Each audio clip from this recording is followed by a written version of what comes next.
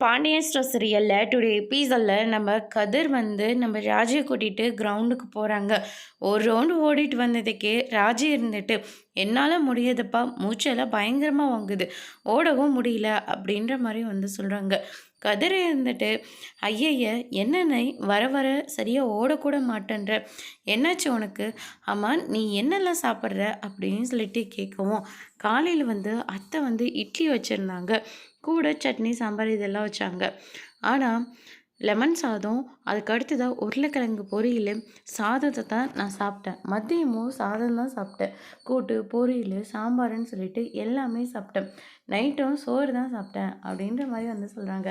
என்ன இது 3 வேளையும் சோறு சோறுன்னு சாப்பிட்டா அப்போ எப்படி இந்த மாதிரிலாம் உன்னால் ஓட முடியும்? டயட் மெயின்டைன் பண்ணு, அப்போ தான் மறுபடியும் உன்னால் நல்லா ஓட முடியும் அப்படின்ற மாதிரி வந்து சொல்கிறாங்க. ஆனால் ராஜி இருந்துட்டு அதெல்லாம் முடியாதுப்பா, என்னால் சோறெல்லாம் சாப்பிடாமலாம் இருக்கவே முடியாது, எனக்கு மெயின் வந்து சோறு மட்டும்தான் ரொம்ப முக்கியம் அப்படின்ற மாதிரி சொல்கிறாங்க. கதிர் இருந்துட்டு நீ எல்லாம் எவ்வளோ தூரம் சொன்னாலையும் கேட்கவே மாட்டியா, சரி கொஞ்சமாக சாப்பாடு எடுத்துக்கோ, அதை மதியம் மட்டும் எடுத்துக்கோ, காலையிலையும் நைட்டும் சோறு எடுக்கவே எடுக்காத, அப்போ தான் உன்னால் ஃபிட்டாகவே இருக்க முடியும் அப்படின்ற மாதிரி சொல்கிறாங்க. என்னால் முடியாது, எனக்கு வேலை எப்படி முக்கியமோ அதே மாதிரி எனக்கு சோறும் தான் ரொம்ப முக்கியம் அப்படின்ற மாதிரி சொல்கிறாங்க. சில பேர் வேலை ஒரு கண்ணு, குடும்பம் ஒரு கண்ணுன்னு சொல்லி கேள்விப்பட்டிருக்கேன். ஆனால் நீ சோறு ஒரு கண்ணு, அதுக்கப்புறம் வேலை ஒரு கண்ணுன்னு சொல்லிகிட்ருக்கு, என்ன இதெல்லாம் அப்படின்ற மாதிரி சொல்கிறாங்க. நீ என்ன வேணால் சொல்லிட்டு போ, என்ன வேணால் நினச்சிக்கோ, அதை பற்றி எனக்கு கவலை இல்லை, எனக்கு சோறு மட்டும்தான் முக்கியம். இங்கே பாரு, சோறு அதிகமாக எடுத்துக்காத, அதே மாதிரி ஸ்வீட்டும் எடுத்துக்காத அப்படின்ற மாதிரி சொல்கிறாங்க. ராஜி இருந்துட்டு என்னாலலாம் ஸ்வீட்டெல்லாம் சாப்பிடாம இருக்க முடியவே முடியாது அப்படின்ற மாதிரி சொன்ன உடனே கதிர் இருந்துட்டு என்ன நீ எது சொன்னாலும் ஏதாச்சும் ஒரு கேட் போட்டுக்கிட்டே இருக்க, இங்கே பாரு, சோறும் நீ அளவாக தான் சாப்பிட்ற, அதே மாதிரி நீ ஸ்வீட்டும் எடுத்துக்கவும் கூடாது, சரி உனக்காக கொஞ்சமே லைட்டாக இவ்வளோ தான் நீ சாப்பிட்ணும் அப்படின்னு சொல்லிட்டு அதுக்கான சைஸை வந்து காட்டுறாங்க. ராஜி பார்த்தோன்னே பயங்கரமாக ஷாக் ஆகுறாங்க.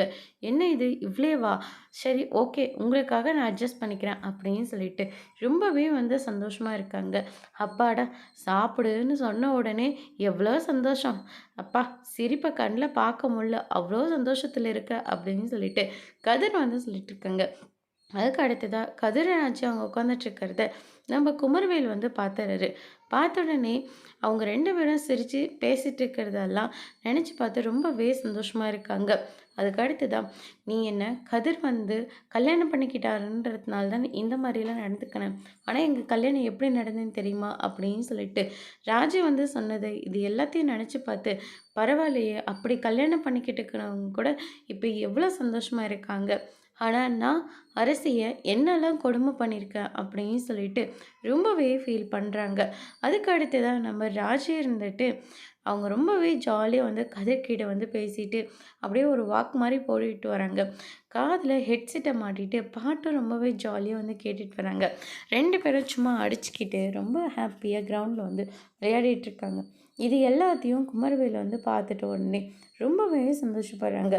நான் கூட இவங்க ஒன்றா சந்தோஷமாக வாழ மாட்டாங்கன்னு நினச்சேன், ஆனால் இவங்க இவ்வளோ சந்தோஷமாக வாழ்ந்துட்டுருக்காங்களே, இது தெரியாமல் இத்தனை நாள் நம்ம முட்டாள்தனமாக காரியத்தை பண்ணிட்டுங்க அப்படின்னு சொல்லிட்டு ரொம்பவே ஃபீல் பண்ணுறாரு. அதுக்கு அடுத்ததாக வந்து பார்த்திங்கன்னா அரசியை கூப்பிட்டு தலையில் கொட்டினது பாண்டிய முன்னாடி, உன்னால் என்னன்னு தான் வளர்த்தாங்கன்னு தெரியல, ஒரு வேலை கூட ஒழுங்காக தெரிய மாட்டேங்குது அப்படின்னு சொல்லிட்டு நம்ம குமரவேல் வந்து அரசிக்கிட்ட சண்டை போட்டது இது பாண்டியன் கேட்டு ரொம்பவே ஃபீல் பண்ணுதுன்னு நினச்சி ரொம்பவே சங்கட்டப்படுறாரு. நம்ம இவ்வளோ பெரிய முட்டாளாக இருந்திருக்கோம், அரசி என்னை உண்மையாக லவ் பண்ணா, ஆனால் அவளுக்கு போய் நான் துரோகம் பண்ணிட்டேனே அப்படின்னு சொல்லிட்டு ரொம்பவே கில்ட்டியாக வந்து ஃபீல் பண்ணுறாங்க. அரசியை பார்க்குறோம், அவகிட்ட நம்ம மன்னிப்பும் கேட்கணும் அப்படின்னு சொல்லிட்டு ரொம்பவே ஃபீல் பண்ணிட்டு போகிறாரு. அதுக்கு அடுத்ததாக வந்து பார்த்திங்கன்னா இந்த பக்கம் நம்ம சக்திவேல் இருந்துட்டு முத்துவேல் கிட்ட போயிட்டு, அண்ணன் இப்போல்லாம் குமாராகவே இல்லைன்னு, எதையோ விட்டத்தை பார்த்துக்கிட்டு எதையோ பறிகொடுத்த மாதிரி இருக்கா, அவனை பார்க்கவே ரொம்ப கஷ்டமாக இருக்குது அப்படின்னு சொல்லிட்டு பேசிகிட்டு இருக்காங்க. உடனே நம்ம வடிவு இருந்துட்டு, அவன் நைட்டு மில்லுக்கு போயிட்டு 2 மணிக்கு தான் வந்தான் அப்படின்ற மாரி சொன்ன உடனே, அப்பத்தா இருந்துட்டு, "என்ன அவன் 2 மணிக்கு வந்தானா? அப்படி என்ன வேலை மில்லுல? அதுவும் 2 மணிக்கு வந்திருக்கான்?" அப்படின்னு சொல்லிட்டு கேட்கவும், மில்லுக்கு வந்தா மட்டும் அவன் என்ன வேலைய பார்க்குறான். வேலையும் பார்க்கறதுல ஒண்ணும் இல்ல. விட்டத்த பார்த்துக்கிட்டு அப்படியே தான் உட்காந்துட்டுருக்கான். எதையோ பறிகொடுத்த மாதிரி இருக்கான். எல்லாம் அந்த வீணா போன பாண்டியன் மகளால தான். இது எல்லாமே ஆனது. இல்லாட்டி என் புள்ளையா இருந்திருப்பான். தேவையில்லாம இந்த வீட்டு மகாராசி அந்த வீட்டுக்கு போனதுனால பழி வாங்குறதா சொல்லி அரசிய கூட்டிட்டு வந்து கல்யாணம் ஆகாத ஒரு பொண்ண அவளே தன்னந்தனியா கல்யாணம் பண்ணிக்கிட்டு வீட்டுக்குள்ள வந்து பண்ணாத அராஜகம்லாம் பண்ணி, அதுக்கப்புறம் என் புள்ளைய இப்ப ஜெயில்ல தூக்கி போட்டு, அவன் எதையோ பறிகொடுத்த மாதிரி இப்பலாம் இருக்கான். இப்ப இவனெல்லாம் பார்க்க மனசுக்கு அவ்ளோ கஷ்டமா இருக்கு. போற போக்க பார்த்தா நான் செத்து போயிருவேன் போல இருக்கு. ஆனா நான் சாகறதுக்குள்ள என் பையனுக்கு ஒரு நல்லது நடக்கணும். அண்ணன் எனக்காக ஒரு விஷயம் பண்றீங்களா? நீங்க குமாருக்கு ஒரு பொண்ணு பார்த்து வச்சிருந்தீங்கல்ல பெரிய வீட்டு சம்மந்தி.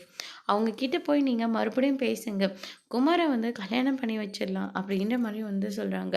இப்ப நம்ம வடிவு அதுக்கடுத்து தான் முத்துவேலெல்லாம் ஷாக் ஆகுறாங்க. உடனே அம்மாச்சி இருந்துட்டு, "இப்ப என்னடா அவசர அவசரமா நம்ம குமரவேலுக்கு கல்யாணம் பண்ணணும்.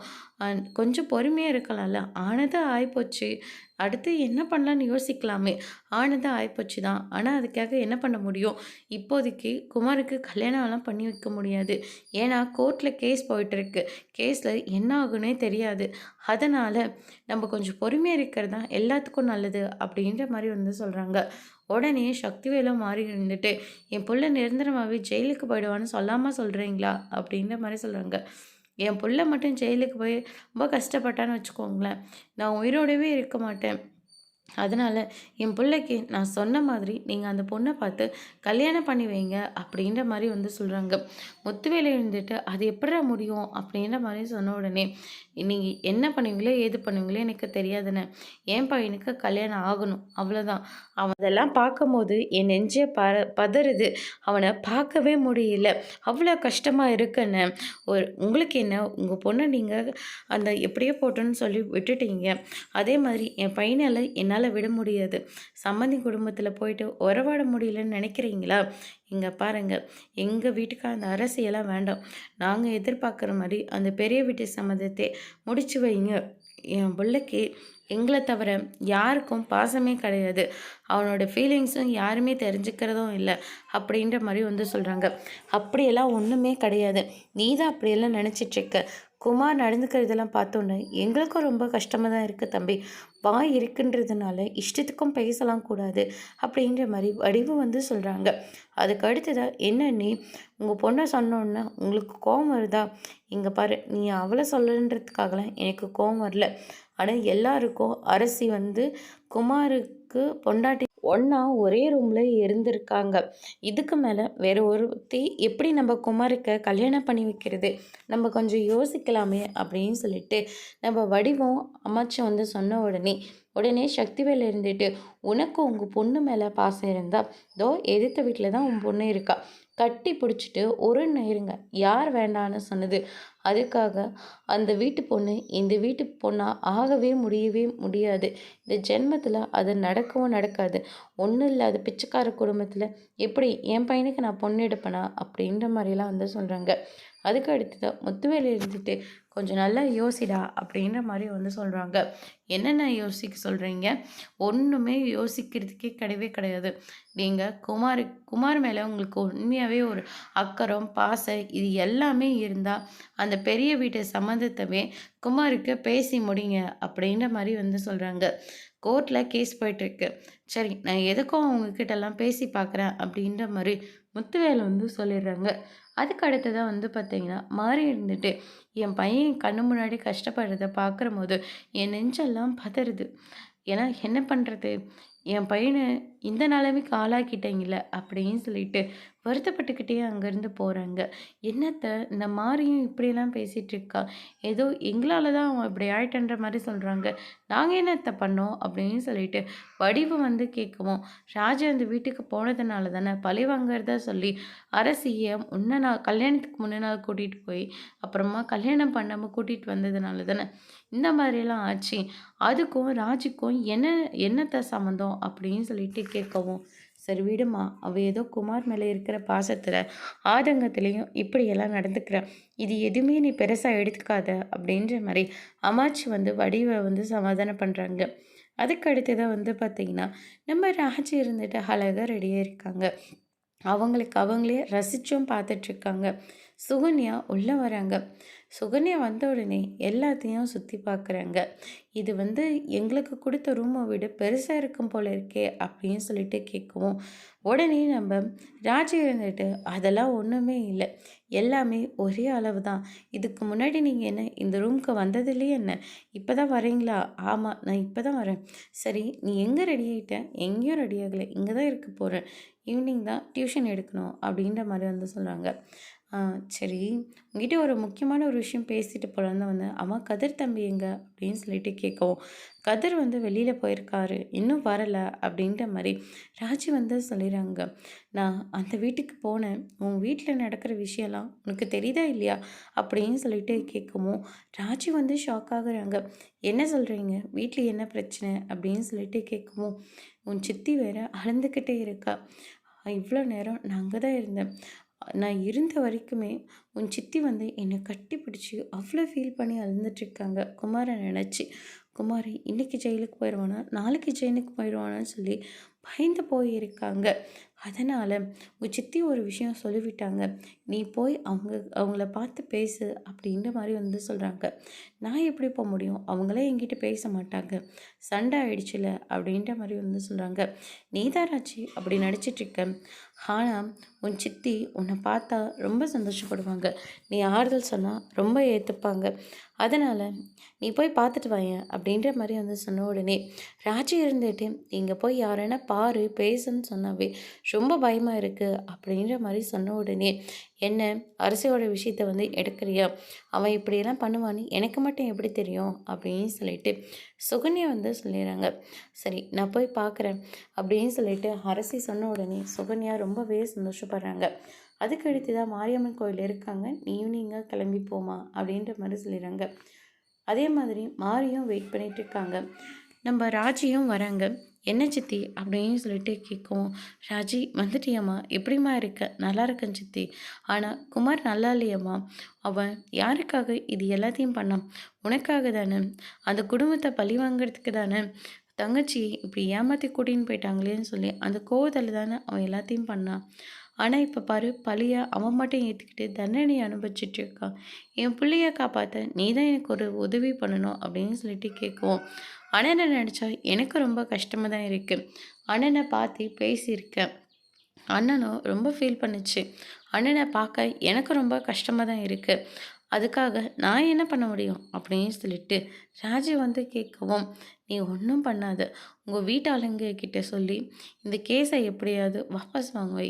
என் கேஸில் என்ன நடக்கும்னு நினச்சாவே ரொம்ப பயமாக இருக்குது. அது இல்லாமல் இது பொண்ணு கேஸ் வேறு. அவ்வளோ ஈஸியாக ஒன்றும் விட்டுற மாட்டாங்க. அதனால் கோர்ட்டு கேஸுன்னு அலையணும். எதுக்காக இது எல்லாத்தையும்? குமாரை பார்க்க ரொம்ப கஷ்டமாக இருக்குது. பெத்த வயிறு எரியுது. அதனால் நம்ம குமார நீ தான் எப்படியாவது வெளியே கொண்டு வரணும் அப்படின்ற மாதிரி வந்து சொல்லிடுறாங்க. ராஜி இதை கேட்டோன்னே பயங்கரமாக ஷாக் ஆகுறாங்க. முடியாதுன்னு மட்டும் சொல்லிடாத. நீ தான் அந்த வீட்டில் பேசி குமார் மேலே கொடுத்துருக்கிற கேஸை வந்து வாபஸ் வாங்க வைக்கணும். இது கையே இல்லை காலை நினச்சி கேட்டுக்கிறேன் அப்படின்ற மாதிரி வந்து சொல்கிறாங்க. உடனே ராஜி இருந்துட்டு, எதுக்காக சித்தி இப்படியெல்லாம் பேசுகிறீங்க? இப்படியெல்லாம் பேசாதீங்க சித்தி அப்படின்னு சொல்லிட்டு சமாதானம் பண்ணுறாங்க. எனக்கு வேறு வழி தெரியல ராஜி. தயவு செஞ்சு என் புள்ள ஜெயிலுக்கு போய் அவன் கஷ்டப்படுறத என்னால் பார்க்க முடியாது. நான் அதுக்கு பேசாமல் செத்தே போயிடுவேன். எதுக்கு சித்தி கோயிலில் நின்று இப்படி ஒரு வார்த்தையை சொல்லிட்டு இருக்கீங்க? அரசி விஷயத்தில் அவன் பண்ணது ரொம்ப பெரிய தப்பு தான். அது யாராலையுமே மன்னிக்க முடியாது. நான் பொட்டப்புள்ளைய பெக்கலனாலையும் பொட்டப்புள்ளைய வளர்த்துருக்கேன். அதுலேருந்து அனுபவிச்சு சொல்றேன். அவன் பண்ணது தப்பு தான். அதுக்காக நான் எல்லாத்தையும் சரின்னுலாம் சொல்லல. அவன் பண்ணது மன்னிக்க முடியாத தப்பு தான். அதுக்காக அவன் மேல கேஸ் குடுக்கணுமா? ஜெயில்ல தூக்கி போடணுமா? அப்ப இவங்க கோவம் தீந்துருமா? இங்க பாரு, நீ தான் எப்படியாவது பேசி, உங்க வீட்ல பேசி, இந்த கேஸ வந்து வாபஸ் வாங்கிக்கணும் அப்படின்னு சொல்லிட்டு கையெடுத்து கும்புறாங்க. ராஜி பயங்கரமா ஷாக் ஆகுறாங்க. அதோட இன்னைக்கான எபிசோட் முடிச்சிருக்காங்க. இனி பாண்டியா ஸ்டோர்ல அடுத்தடுத்து என்னலாம் நடக்க போகுதுன்றத வெயிட் பண்ணி பார்க்கலாம். Thank you.